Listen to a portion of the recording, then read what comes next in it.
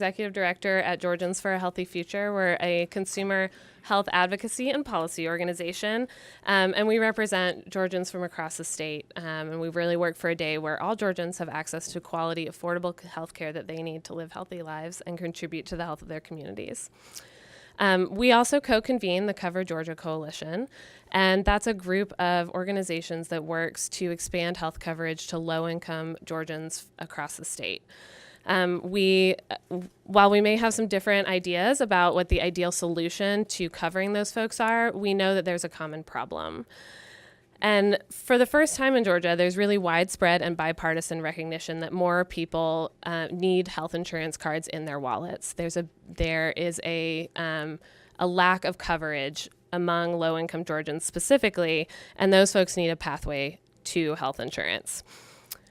However, from GHF's perspective, the bill that is moving forward through the Georgia legislature this session, SB 106, presents only part of the solution to the problem. By limiting coverage to only those who fall below the poverty line, thousands of near poor Georgians will continue to struggle to afford the care and the coverage that they need. And this partial solution has been tried and has failed in 3 other states. Georgia's pursuit of the same failed strategy is unlikely to succeed and offers no guarantees for the thousands of Georgians who are currently uninsured. And while Georgia works through the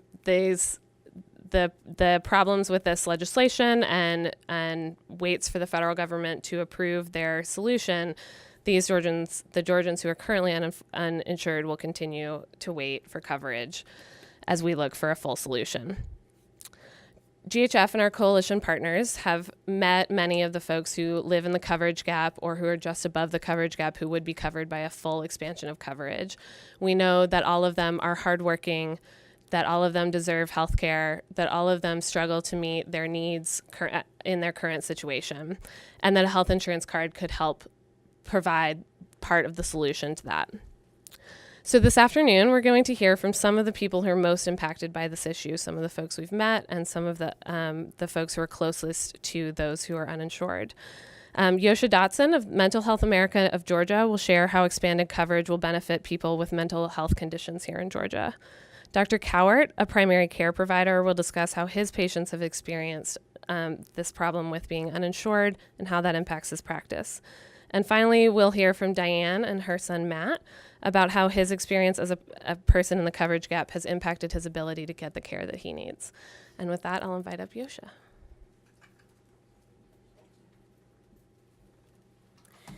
Good afternoon. My name is Yosha Dotson, and I am a Master's of Social Work from UGA, Go Dogs. Just a little bit about myself. While I'm here to talk about mental health, I also would like to make it very plain that I myself, with a master's degree, was also at one point in the coverage gap, and I had to have Medicaid in order to get my healthcare needs met. This is an issue and a problem that doesn't affect people of a certain socioeconomic class. It affects everyone. And so I just wanted to make that a point and make it be known. MHA of Georgia is an advocacy organization that works throughout the state of Georgia to enhance mental health and wellness for Georgians through education, outreach, and advocacy. I serve as the program director of the Mental Health Academy, as well as our policy and advocacy and research director. MHA of Georgia appreciates the efforts of the legislators and the governor's office for beginning to address the access to health care and the insurance coverage gap in Georgia through an insurance waiver. Mental Health America of Georgia believes that all individuals and families should have access to mental health services that are responsive to their needs. This requires minimizing barriers, increasing prevention, providing multiple referral and service pathways, and redesigning services so that they are person-centric.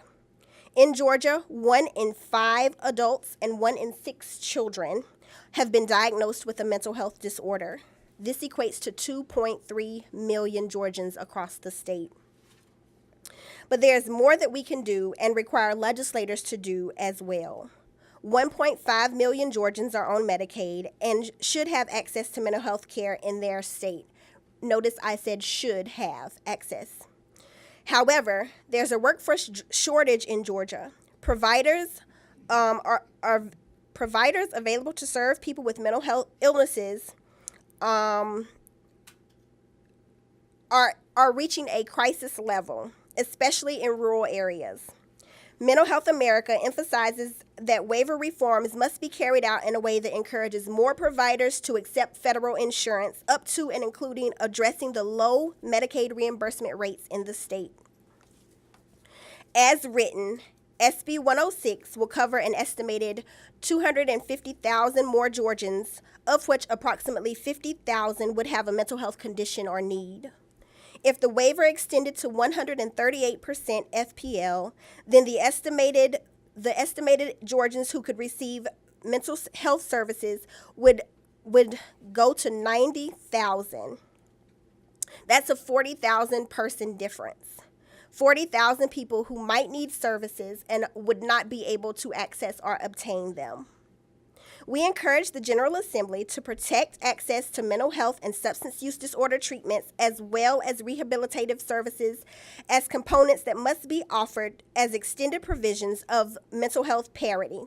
These provisions will ensure that private health insurance plans offer mental health and substance use benefits on parity with mental and surgical benefits.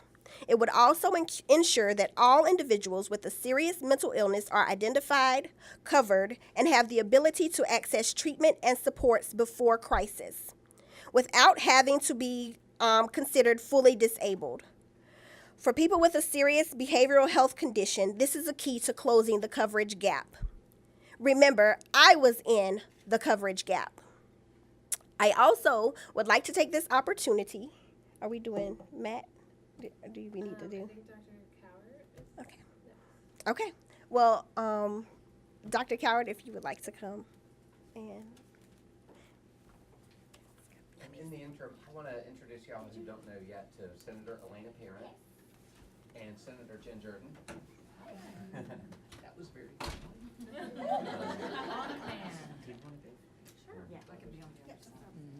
Thank y'all for coming. We support your efforts and thank you. Thank you. Thank you. I'll introduce myself just briefly. I'm Dr. Chip Coward, and I'm from Statesboro, Georgia. I'm a family physician. I currently serve as chair of the Georgia Academy of Family Physicians Board of Directors. I'm a seventh generation Georgia, and I'll shout out to Georgia as well, as I'm a graduate from University of Georgia and the Medical College of Georgia.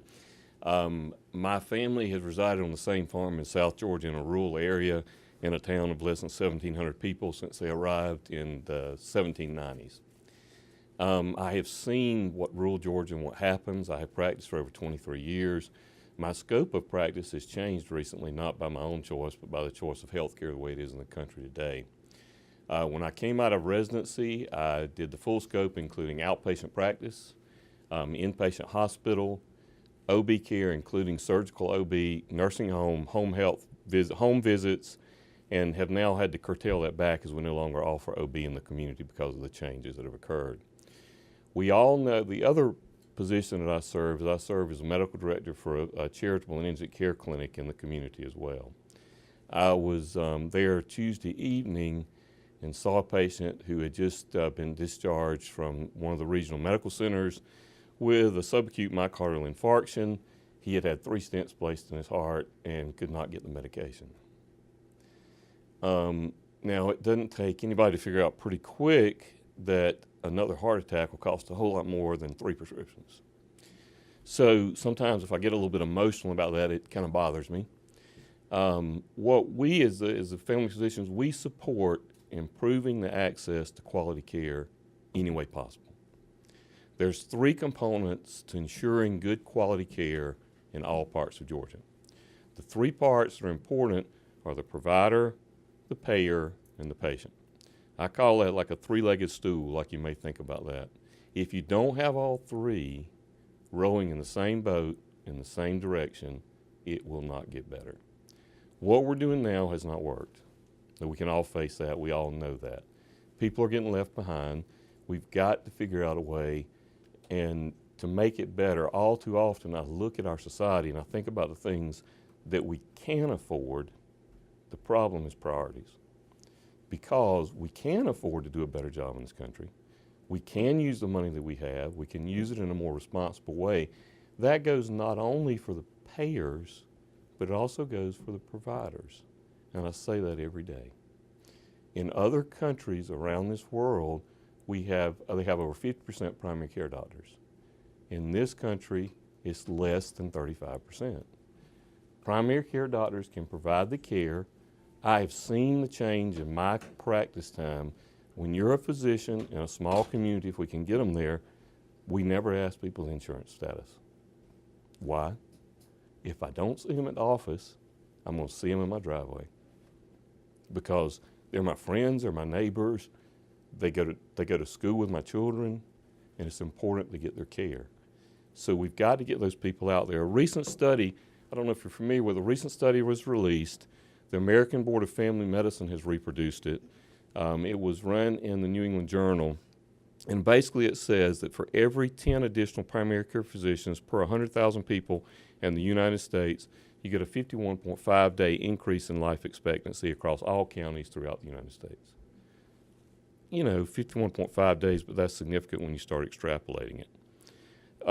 In the natural primary care markets where we have the underserved areas, it actually increased to 117.3 days. During this period from 2005 to 2015, the number of primary care doctors decreased by 5%. I will not tell you my age, okay? I won't share that with you, but I will tell you this. My family physician that I had when I was growing up is still practicing, okay? 79 years old, he's still seeing patients. People ask why. He tells me, and I believe it, he loves seeing his patients. Number two, I can't find anybody else to take my place. That's sad. Because of the relationships that he can have with people. If we can get the providers there, which is dependent upon having the paying source, because the provider can't be there if they can't get paid, the patients can't get seen. So it's a complex problem. There's no easy solution, but I think we're moving in the right direction. We at the Georgia Academy of Family Physicians are very supportive of the Senate bill.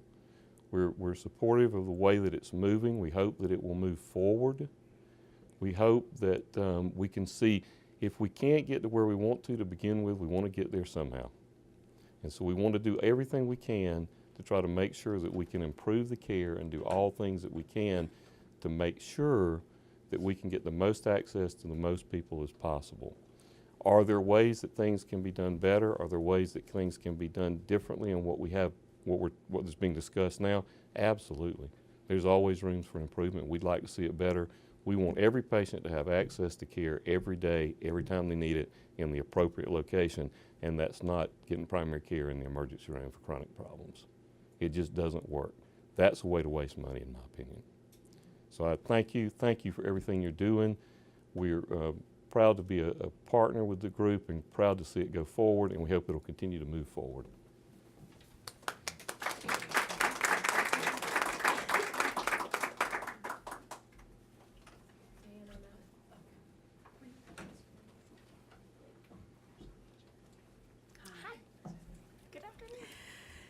Senator Parent is our senator. My name is Diane Hiltman, and this is my son Matt. And some of you have heard this before. I'm going to say it again, though, because it means a lot to me. And that is, I'm wearing two pins right here. This is the pin that you get when you're the mother of an Eagle Scout. I have two sons, and I have two Eagle Scout pins. There's not many of us on the planet that get to wear two. So Matt is an Eagle Scout. Matt graduated from a college prep school here in an independent school here in Atlanta. He became a homeowner, worked full-time, became a homeowner, bought his own condo with his own earnings at the age of 21. He worked full-time and went to college at Georgia State on the Hope Scholarship, kept it all the way through, and graduated magna cum laude, and was working full-time, doing great, and then he experienced an episode of bipolar disorder at the age of 28. So he was hospitalized because he had insurance at that time. He was working. Now, one of the problems in Georgia, which I love, I don't know if we're seventh generation, but we've been here since somebody let us out of Scotland a long time ago. And by the way, Dr. Coward, my family lives in Gooseneck, Georgia. I'm from Gooseneck, which is halfway, for y'all that don't know the geography of Georgia, halfway between Claxton and Glenville. These are very important points to remember now. So you might have even taken care of my wonderful parents before they passed away. But I'm also a nurse midwife and nurse, and I worked at Grady. So I've seen the healthcare system in Georgia for a long time through many different lenses. I didn't think, being a middle-class family with some education and resources, that I would ever be in a situation where we would be dependent on aspects of public assistance. But when you get severely ill in Georgia and can't work, you cannot qualify for subsidized insurance. You don't have it. Matt doesn't have an insurance card. He's been ill for 2.5 years. He's better, but not able to work. He has rented his condo out and lives with my husband and I because we can't float the bills for us and him too. My husband's nearly 70 and continues to work full time to put a roof over our heads. Matt is getting care. Fortunately, we live in DeKalb County, so he does qualify for a Grady card. But even at Grady, and I didn't know this all the years I worked there, even at Grady, there are some services you may need that they will not provide you unless you have some sort of insurance. They will sit there and say to you, the next thing that we can offer you is not available to you because you do not have any form of insurance. Now, you might say, if Matt's got a history of work and he worked long enough that he would have a very reasonable benefit on SSDI, disability. We're 1.5 years into that application process with an attorney and a very good psychiatrist documenting Matt's care and his need. We just received a letter recently that said they anticipate that our hearing before a judge will happen anytime in the next 12 to 18 months. Matt's paid into the system. He worked enough years. But it will have been 3 years of applying for Medicaid benefits, or for SSDI, if he gets it. What does he do in the meantime? The best he can. We provide what we can. We pay privately to a psychiatrist who's willing to take the Medicaid private pay amount. We're waiting. As I said earlier this morning, the sicker you are in Georgia right now, it's like putting your finger in one of those little Chinese finger traps. We're trapped. The sicker you are, the harder you pull, the less likely you are to get anywhere. We keep running into dead ends. There is no resource other than Dr. Time, which is wonderful.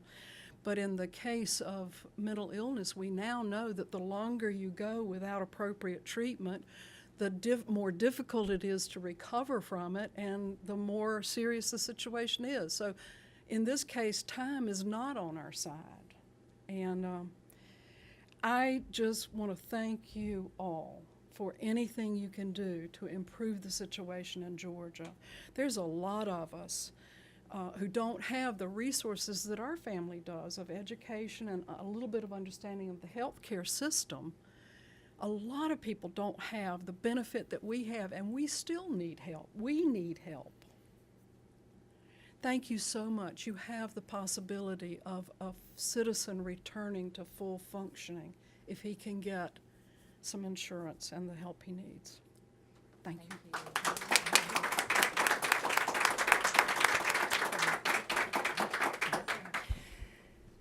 Thank you all so much for being here and for all your inspiring words. All of our speakers inspire me, and I'm sure Senator Jordan too, as lawmakers, to keep up the fight that we have been pursuing to try to increase access to care and quality care for Georgians. As I said in my floor speech when we heard Senate Bill 106, I've been waiting for 9 years as an elected official in Georgia to have this level of conversation. And so there are a lot of people that we can thank for that, and a lot of you in this room are people that we can thank for that. We are still fighting. We would like to see the legislation cover up to 138% of poverty. We have questions about whether Georgia can get a 90% match at 100% of poverty, which, if we cannot, makes the bill far less affordable. It doesn't really make sense from a financial standpoint because we would pay more to cover less people if all we get is a 67% match. And so we are trying to point out some of the ways that we think the legislation has a few question marks and gaps that can and need to be improved. And we are hoping that our House colleagues will be able to cover more people as the debate moves over there. But we are grateful. We are elated that for the first time we've seen legislation that would expand access to care on the floor of either chamber of the General Assembly. So certainly the work will not be done, and we appreciate you joining us in our battles. In fact, we are working for you on these battles, so thank you.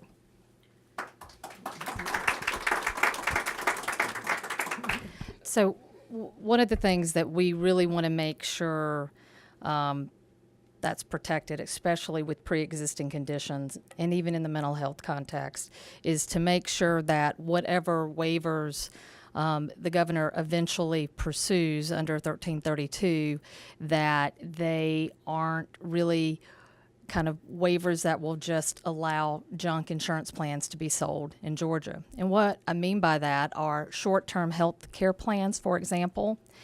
So a lot of folks think, well, the Affordable Care Act says you can't, you've got to cover pre-existing conditions, so, we're okay, right?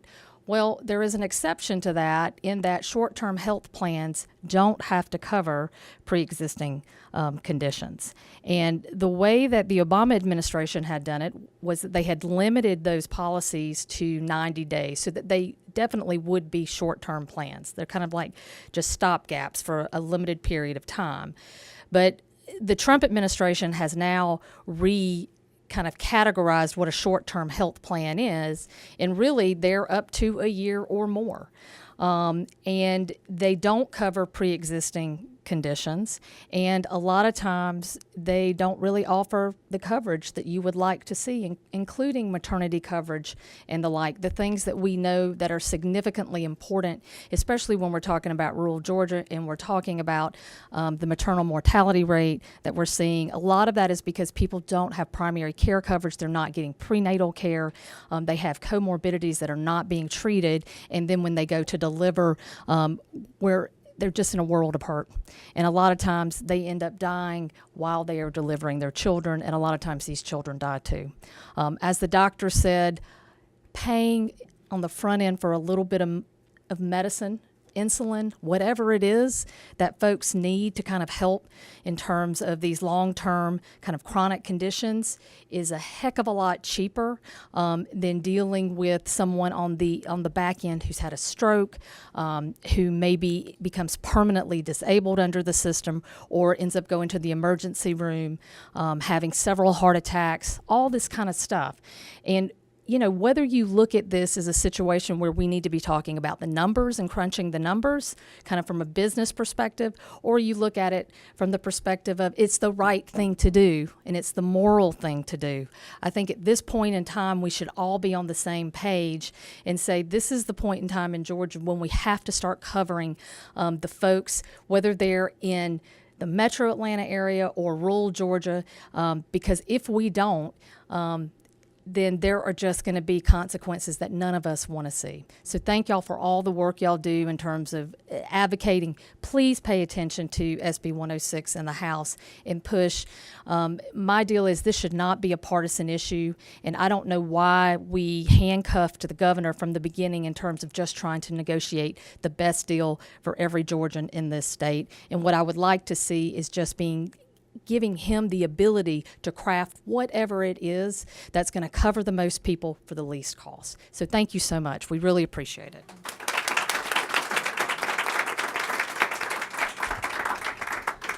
Thank you to the senators and to all of the speakers this afternoon. I think you can see that the Cover Georgia Coalition agrees that there is a pressing need for more healthcare coverage in the state, that quality, affordable health coverage is the first step to creating a Georgia where everyone is healthy enough to succeed. And we want the best deal for all Georgians. So thank you all for attending this afternoon, and folks will stick around for some questions if any of the media has them.